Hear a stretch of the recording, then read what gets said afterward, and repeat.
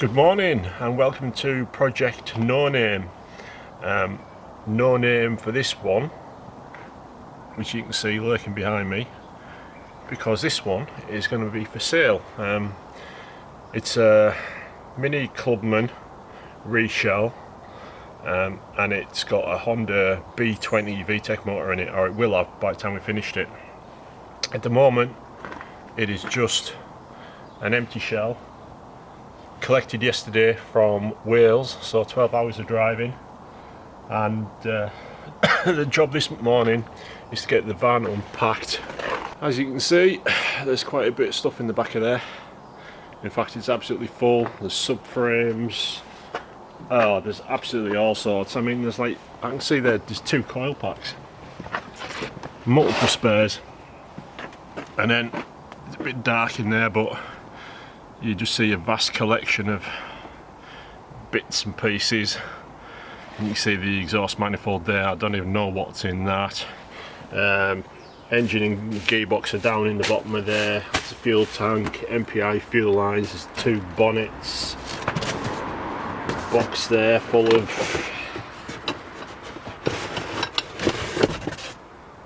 I think that some of this is for the coil on pack stuff, but there's absolutely boxes and boxes and boxes of stuff that we don't know what they are. So this morning is just going to be a case of getting them unpacked and go from there. Hello, welcome back. It's now 2 weeks on from when you first saw the first half of the video when I was outside unpacking the car. All unpacked, lots of boxes upstairs, lots of boxes still knocking around in here in the garage. I'm going to have to find room for them shortly. And the shell is away in storage for a minimum of a month, maximum 2 months. The idea is we bring it back to our new unit. That's the other announcement. We are moving to a new storage unit. I'm gaining about, I think it's 300 square feet bigger than the one I'm in at the moment, which doesn't sound, it sounds a lot, but it's not as much as you might think when you convert it to square meters and stuff. But the important thing about the new unit is it's square as opposed to long and rectangular and thin like the old unit or the existing unit. And it's got a full height roof, which means I'll be able to use the 2-post lift when we get that installed. And the idea is store as much stuff in there as I can, possibly have some work stuff stored there as well, rather than in here and then upstairs above the garage in my home office. And I should be able to take on a little bit of customer work as well, perhaps at some point. Maybe we're talking 1 build a year, 2 builds a year. The idea is any money we make off the unit and off the sale of that shell and car that's in a million pieces at the moment, it'll be used to pay for the unit. So yeah, that's the plan. Today's job is just purely to go through Bumblebee, which is sitting beside me, and prep it for the Christmas cracker event tomorrow.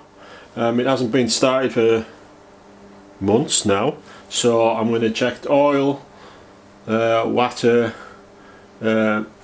washer fluid, because it's cold and miserable outside, so there's a good chance you're going to get a lot of dirty spray on the windscreen tomorrow. Make sure that's all working. Obviously tyre pressures, and put the battery on charge, and then after that we'll see if it fires up. It should do, it should be alright, but I'll do that last because obviously I don't want to fill the garage full of fumes while I'm in here. Yeah, so and then after I've got it, made sure it's all hunky-dory and fit to go tomorrow, I've got to decorate it as well. We're not getting dressed up this year in silly costumes, partially because it's going to be biblically cold tomorrow, and last year I was dressed up fancy, and when it broke down it's not fun trying to repair your Mini by the side of the road when you're dressed as a giant Christmas cracker. So this year we're just going in warm clothing and being sensible, but we still decorate the car. If I get, well, I'll get that done later today, and I'll probably just stick a quick picture in at the end of this video so you can see what it looks like at the end. I'm not going overboard, some tinsel and some fake presents and something like that. It's very difficult to decorate this car that well because obviously you can't get in the back. There's no room to get past the seat, so you can't reach the windows very easily. It's a pain in the backside. So yeah, that's my plan for today.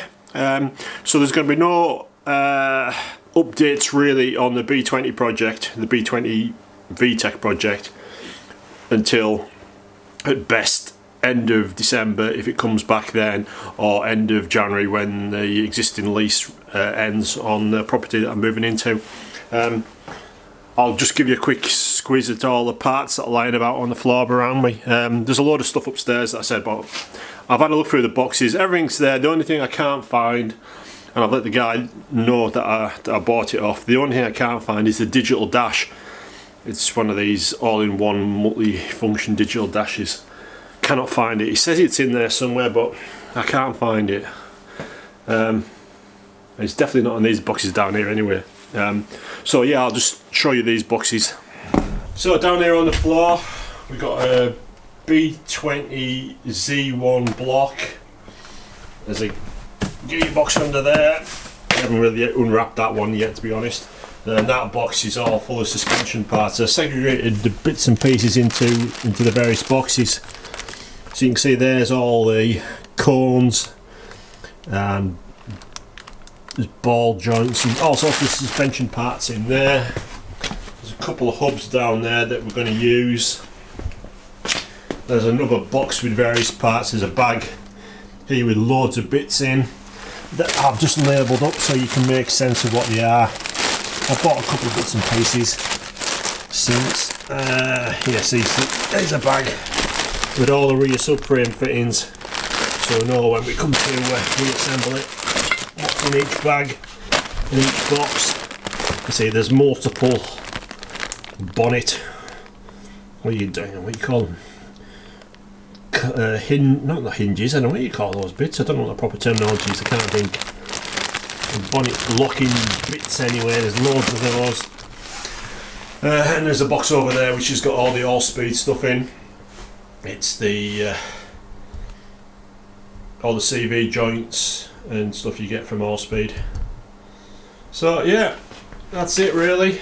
So next job, as I've said, is just to get Bumblebee sorted and get it prepped, and just I'll have to obviously make room in here as well, get all these bits out of the way that are on the floor everywhere, and yeah, better crack on, find the extension cable and the charger and get it on charge first, and then just work from there and get it ready for tomorrow.